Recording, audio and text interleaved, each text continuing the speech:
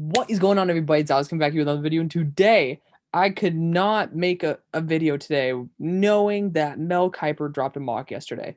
Obviously, I probably should have done this yesterday, but I found out about it literally the moment I clicked to end the recording on my yesterday's video. So sorry to have repeat content, but I mean, I think we really needed to dig into this. Guys, we're above 2K. Guys, continue hitting that sub button. We want to get to 3K by draft day under 2 months, pretty much like around 60 days or so until that happens. So I trust you guys. Let's get to there. Obviously, we're going to have a lot of good content coming up. We're going to be having a back and forth mock with me and that franchise guy coming up on this Tuesday. We're filming it. So it'll probably be out like Wednesday. If not, maybe we might push it to next week. But have some fun. Enjoy this. Let's kick into this video. I just want to do a quick little shout out to the sponsor of the channel, Manscaped. If you guys want to use any of their really nice products, I would recommend to use my code in the description for 20% off and free shipping. Of course, if you guys do that, just always send a little screenshot or something saying, hey, I got this for you. I always love to see that from you guys. If you guys want to donate to me, Venmo down in the description as well. Some of you guys have already done that, which I love. So let's kick into this. Let's have some fun. Jacksonville Jaguars, Trevor Lawrence. We're not talking about this. Like, really? Do we need to talk about this? No. This okay. So I've heard buzz about this. This is the whole entire reason I found out about this. I got a call saying, "Yo, did you just see what Mel Kiper did?" I was like, "No." Um, Falcons moving up and selecting Zach Wilson. They're trading with the Jets. So, checking what Atlanta gave up. So, second round pick and then more picks. So, I guess he didn't exactly give us a turntable for like a table for how many picks we lost. But I mean, Zach Wilson's amazing. If you really think that, I mean, he's gonna be the number one pick in most drafts. So I don't think the Falcons have enough talent on their roster when healthy to not be anywhere near the number one spot. So if you're able to get a number one guy like this for probably not too much, I assume like a first, a second, and maybe a next year second, shouldn't be that much to jump up 2 spots. I'd be 100% down for it just because of the fact that I am a huge fan of Zach Wilson. Really, really talented player. And then the line for the Falcons is developing pretty well. So I think Zach Wilson in a year or two could step in and play at a very, very, very high level. I honestly don't mind it at all. Again, I want to see what the Jets do, but I mean, looking at this, I mean, we got to see what the Jets do. That's really going to be the value of this trade because I'm fine with it for the Falcons as long as you didn't give up too much. Again, this team is not that crap. I didn't have faith in them. I chose for them to, I believe, go 5-11 this year because I didn't have faith in them overall. But I think that with a whole entire new management and everything, I think that they can turn it around. And Zach Wilson would be a pretty good piece to start building their new franchise off of. I assume that they'll probably be in maybe the top 10 next year. Probably get another good player there. Maybe you could get a cornerback. I don't know. We'll see what happens, but I'm actually quite a big fan of this. Next pick, Dolphins going Devontae. You guys already know me. We got Mel Kiper having a hard on for Devontae Smith. I mean, you have to have a very unique scheme for Devontae Smith to work really well. Obviously, Sarkisian has a lot of schemes that end up getting wide receivers booty butthole naked, as I like to quote Mr. Golden Mutt, wide open, just like straight up cheeks open. Like there's nobody around them. You could literally pull your pants down and not even get like a damn like penalty for doing that. Like people just aren't even looking at you. People don't even know where you are. You are on ghost mode, and that's why Devontae Smith is an absolute beast. Is because he can get open very well. But if he's going to be going across the middle and getting cracked, sure, he didn't get injured that often in college. Who cares? It doesn't matter if you get injured over 4 years. You're picking at number 3. You want this guy to be on your roster for 10, 12 years. Like you want him to be a perennial Pro Bowler. And if he's going to be continuing to get hits, I'm a little bit scared. Again, this idea of selling out for Tua Tagovailoa is stupid. Not Mel Kiper. Obviously, he's the one who's in favor of this. Colin Cowherd said it best. He's talking about the Steelers with Big Ben. They sold out for him. They did everything for him and not for what's good for the franchise. Tua, we do not know if he's actually the future. People were saying, "Yo, maybe take Justin Fields here." If that's the case, why the hell are you just getting a Heisman Trophy winner? Like, yeah, you're not getting Superstar X Factor, buddy. But it's like with his former quarterback, who cares about that synergy, bro? It's called off-season training where you can get some extra practice with these guys and build your chemistry there. Get the best player. There's no reason to sell out for somebody who might get replaced. Just do what's right for your team, not what's right for Tua. I'm just a little bit buzzed ahead of this. It's like I guess he has him above Jamar Chase, but shoot. New York getting Kyle Pitts. Honestly, the more I look at, the more I watch Kyle Pitts, and again, I did a full scouting report on him. Really special talent, guys. Really special talent. Wouldn't mind this too much if Penny Sewell wasn't on the board, because obviously they're trying to stick with Sam Darnold for one more year. I would say Brevin Jordan in the second, who I have now as a top 20 player. I had him down in the 60s, if not 70s, and I brought him up all the way to 20. Yes, 20 on my draft board. Kyle Pitts is an absolute freak, though. I think there's just better tackle value with Penny Sewell and then going after a guy like Brevin Jordan round 2, if you so please. But I mean, I don't know. I don't know. I think this kind of like negates the value of the draft because you pretty much lost a franchise quarterback for a franchise tight end and who could also play wide receiver. Yes, it's I don't know. I'm not 100% happy with the way that they did that trade. I think they could have traded down a little bit more. Maybe let the Bengals move up for Sewell because I know some teams probably would want that, but I guess it's okay. It's okay. Bengals getting Sewell, that's great. Wonderful. Can't complain about that. You're gonna have a really good tackle duo there. Next, Eagles getting Jamar Chase. That's a wonderful pick as well. I mean, they need a true number one wide receiver. So I'm perfectly fine with that. Next, the Lions traded with San Francisco to get Justin Fields. Now, this is interesting. I think that the Super Bowl window is now. So that's my only problem with San Francisco. I think they're not building for the future. Guys, they had all these dudes injured last year. Their entire roster was just completely just ravaged by injuries. Why are you planning for the future now? I know you're not that happy with Jimmy G, but like, damn, he's not that bad. Like he got you to the damn Super Bowl. He got you like 10 minutes away from winning the Super Bowl. Maybe he can't be that guy who might like actually win you the Super Bowl by his own, but he won't lose it. He lost it by one throw that he missed to I'm forgetting who it was. But it's like yeah, he missed one throw, and that's what lost you guys the game. You know, he brought you there.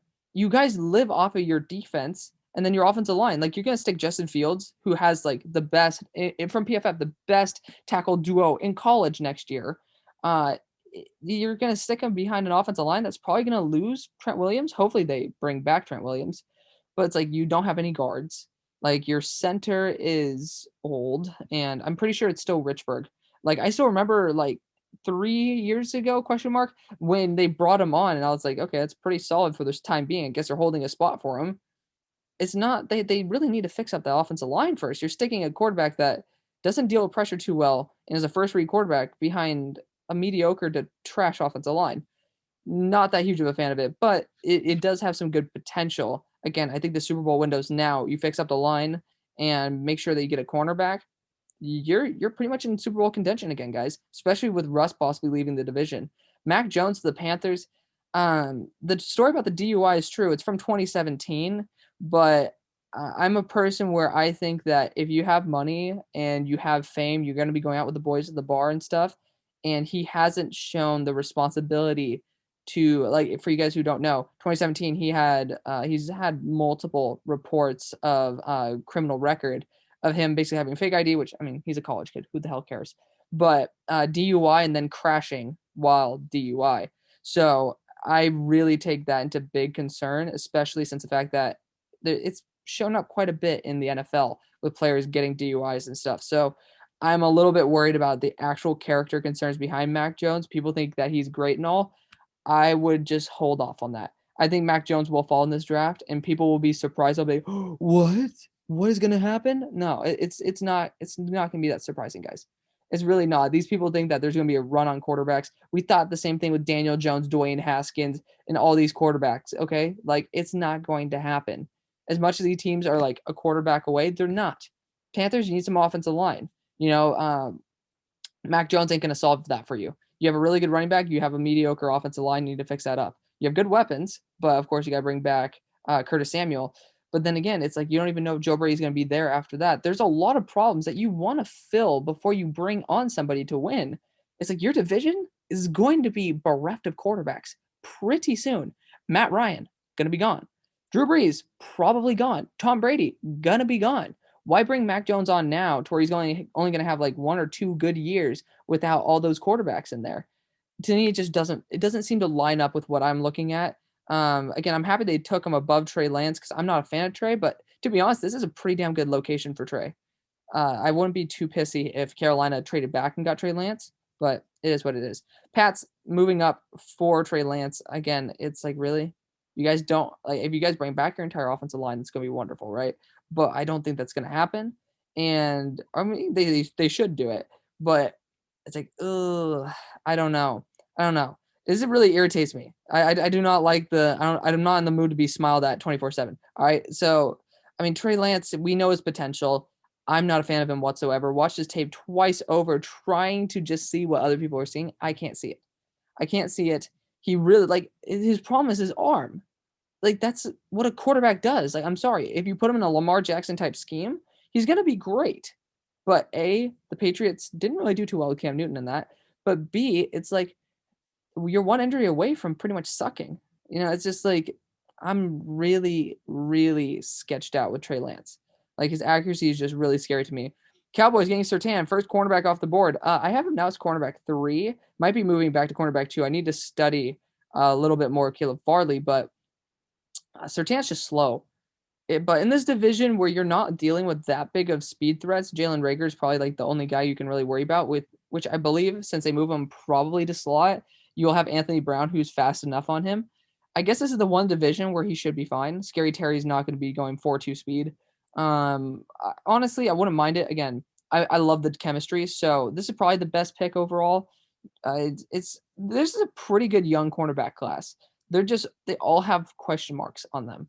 And Patrick Surtain is definitely a really talented dude if you can get some safety help over the top. So again, round 2 would be a huge thing that I'm going to be staring at for the Cowboys. Next, Giants Waddle, great pick, great pick. And the more I watch Waddle, the more I realize that he is a game breaker. I have him above Devontae Smith by 1 spot right now. He is truly a special talent. Lions game Micah Parsons. Again, if you trade back and get Micah, that's a home run hit. I know you guys need wide receiver, but with the top 3 guys off the board, you got the best player on the board. Really like that pick. So good job by the Lions in that one. Chargers getting Slater. Again, I guess you can use that, but I'm more of a fan of going with the tackle route just because there's some good centers in the later rounds. Not in the later rounds, in like day 2. So I think that the tackle value here is probably best. You can get tackle 2 versus center/guard 1. Elijah Vera Tucker. I mean, I'm fine with it. I'm pretty fine with it. There's nothing wrong with it to me. You definitely either need a guard or a tackle. So I guess he fits both roles. I'm not mad at it all. I know he can also play center as well, but Bradbury should be good enough for that.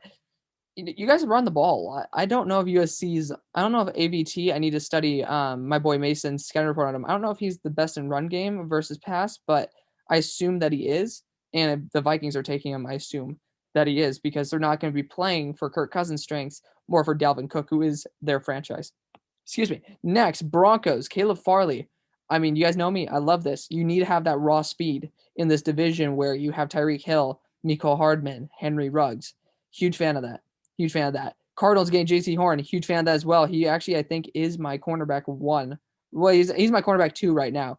Again, it's up to debate with Caleb Farley and stuff. But really, really good. He played very well against Kyle Pitts. So obviously Kyle Pitts had the better of him because he's always open with that damn frame. But J.C. Horn did a really good job with that. I'd be very happy if the Cardinals got J.C. in this draft. Vegas getting Morig. This high, I'm not 100% sure if you want him to. To be honest, TFG actually said that Ardarius Washington is identical to LaMarcus Joyner. I think if you get Ardarius Washington like the 3rd round, you basically is a lot better value than Trayvon here. So I'm pretty sure that that's probably the best route. JOK to the Dolphins. You guys know me. I don't like this at all. I think they need a real linebacker. Their cornerback core is stacked. Safety, they could use somebody, but I don't think you draft JOK to be a pure safety. I'd probably want them to use JOK in more of like a rover role. And I'm not a huge fan of that on the Dolphins. I'm pretty sure they can make it work. But again, he's like 215 pounds, man. I'd rather get a 260 pound, 6'5" linebacker who has some great speed and great coverage ability. And why am I bugging on his name? I literally did a full report on him. Zaven Collins. I'd rather have that any day. Oh boy. Why? Mel, why don't you listen to people, man? I feel like he has an ego on his shoulders and he's like, I know what's best. Darsaw, it's true. If Brandon Scherff leaves, then maybe we should be looking at something. But I don't think he will, given the fact that you have Heineke there, who probably could start and do a pretty good job. But like Christian Darrisaw, he's an amazing talent, but it's like, dude, you have a couple blaring needs in your offensive line. It's at least built to win now. Your team is ready to win now. This is something saying we're not ready to win at all. We're ready to just basically say, screw it. We have a good offensive line, but it's not good enough. Next, Bears getting Tony. That'd be interesting, very interesting, if there weren't other tackles on the board. So, I mean, Kadarius Toney's a really good weapon, but again, if you're losing AR-12, I think you need to replace him with a true number one. Tony, he's number 21 on my big board. Huge fan of Tony. Again, he was one of the first guys I ever scouted, and I found my original reports on him. It's like, this dude is insane. And he disappeared in his junior year, and then he came back. So he's a really, really good player, but it's just something that's like you need to go with the best need. And here we go. This is shit that I don't like. Indianapolis Colts getting Russo. Like, come on now. Like, dude, you just lost Costanzo, but it's like I don't see a great fit based on my rankings. Like, really? I don't know. Like, uh, they called. Why would you kick Quentin Nelson if it's already amazing and you have the best guard of all time? Why would you just try to kick him to tackle, man? I know he could be really good as a tackle, but let Quentin Nelson do his thing. Get Cosme, get Jenkins, do whatever the hell you want. Eichenberg, he is a true left tackle. Someone was saying he was a right tackle. Don't like this pick at all. You need to fix up that line. Your entire team is really good on its offensive line apart from left tackle. Who gives a crap if you have a good pass rush if you can't even play offense because your left side of the line is now weakened on the outside? It's like I don't get that. Unless you want to do something like bring Trent Williams in free agency, which would be absolutely insane. I would literally just put them immediately Super Bowl favorites. Titans getting Jalen Phillips.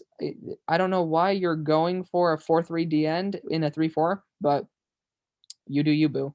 I really think that they should have went like an Osai or an Ojolari there. The Seahawks pick with the Jets getting Kwity Paye. I guess you're getting a pretty damn solid 4-3 D end for Robert Saleh, so I wouldn't mind it too much. But again, there's some really good guys like Rashad Bateman on the board that I'd be much more fond of. Steelers getting Landon Dickerson, I could see it, but I'd much rather have Creed Humphrey. So, I mean, again, there's some really good tackles on the board. I think you need to solve that left tackle spot even before you fill the center role. I think one of these good centers, like a Josh Myers, will fall to you in the second or the third. I don't think Landon Dickerson needs to be picked up here. Next, Jaguars getting Christian Barmore. Oh, my God, why? Just why? And don't even bring up Terrace Marshall Jr. Like, what? Why would you even bring that up? It's stupid. There's much better routes to go. You have the best tackles, some of them on the board still. I don't get it. Why not just build your offensive line for Trevor? He has a hard enough time as it is in Clemson having to deal with that garbage offensive line. And saying that Zayvon Collins is a D end is ridiculous. He's very hot and cold with his pass rush reps.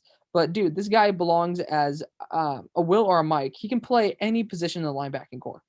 I don't think that he's a D end at all. I think it's complete stupidity by Mel Kiper to even put that there. I think he can probably play as a 3-4 outside linebacker if you want him to, but he's no D end. Like Zayvon Collins is a true linebacker, has amazing, amazing coverage feel. His IQ is through the roof on that. He's an amazing talent. You guys need to watch him. He is fun to watch. Terrace Marshall to the Ravens. This is the only team that could probably see him being his best on if you line him up as a true guy on the outside and just send him deep. Terrace Marshall is really lazy and slow in the short and medium range. But if you get him going long, you'll see him just turn on the Jets randomly. To me, it's a big personality issue, and I think he will fall in this draft. People will not expect it, but he will fall because teams will be like, "Why the hell are you not going 100% each play?" He's going like 60%. It's a big sketchy thing for me, but in the Ravens scheme, I think he can do pretty well. My only concern is he's garbage at run blocking. Garbage. So if you're going to try to put him on the field, you better run away from him. It's a little bit worrisome for me in that as well. So as much as I'd like the pick initially, don't like it anymore. Jason Oweh to the Saints. There's a lot bigger needs, homie. 4-4. I've heard 4-2-9 for Jason Oweh. Like he's been testing in the 4-3s. So that's I mean, it's gonna be amazing about that raw talent, but the Saints, I think, already learned their lesson with Marcus Davenport. They don't really give up your first round pick in order to get a more raw prospect. Like this is, I guess, a team that's in rebuild mode, but you have a lot of guys who like you could just retool and be able to get back at it. Jason Oweh is not the right guy at the spot. Packers getting Joe Tryon. I know they need some extra pass rush, but Like you got linebackers still on the board. You still have a lot of linebackers still on the board. You still have corners on the board. Sunday Samuel Jr. will probably be the pick if he is here because I know that they did an interview with him. It's down to Nick Bolton and then Asante Samuel if they're there. Like that's it to me. Like, there's no other way around that. Those are their two biggest needs. If they want to go tackle there as well, they could do that. And speaking of tackle, the Bills getting Jenkins to fill in that right tackle spot that Darrell Williams is leaving. That would be a great idea. I'd be fine with that. Really good run blocker there. Walker Little, oh my God. Dude, he's played one game in 2 years. This is absolutely ridiculous. The fact that this is even on the board, I think Mel Kiper needs to get fired for this. This is ridiculous. I'm a fan of Walker Little. He's played one game in 2 years, guys. One game, 2 years. Yeah, that's correct. He's not going to get drafted until the third or fourth round. If not, he might even go undrafted from that. His injuries, like his availability is garbage. And he is just like, he hasn't even played the game of football. It's stupid. But ending off the draft, he does a good job with getting Azeez Ojulari, true outside linebacker, edge threat for the Tampa Bay Buccaneers, replacing, of course, Shaquille Barrett. So, overall, I was pretty appalled by some of these picks, like Joe Tryon here. It kind of reminds me a little bit of the AJ Dillon thing, where you're just getting a guy based on his potential.